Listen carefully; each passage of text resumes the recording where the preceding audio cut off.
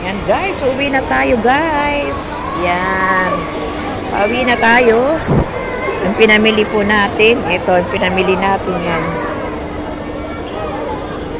Kaya uwi na po tayo. Hello, hello. Ingat, ingat po tayo mga kabayan sa ating pag-uwi. Tapos na po ang ating day off. Relate po ba kayo mga ka-OFW, mga kabayan? Uwian na po. Yan po, uwian na tayo. Doon naman tayo sa kabila. God bless po sa lahat. Uwi na kami.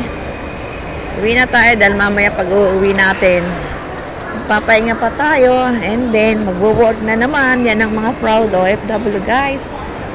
Sa mga related po dyan. Parang uuwi na ako, pero ayoko dito mamili kasi mabigat. Pupunta pa yata ako sa punta pa ako sa Dragon Gift Shop. Pero tingnan natin kung kung mura dito yung banana. Alam niyo naman ang banana lang ang ating paboritong pagkain. Banana is my life. Kaya titingin po tayo ng banana.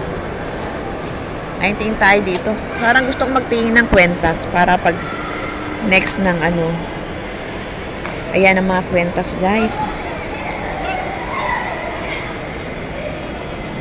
Yan. Magkano kaya yung kwintas dito?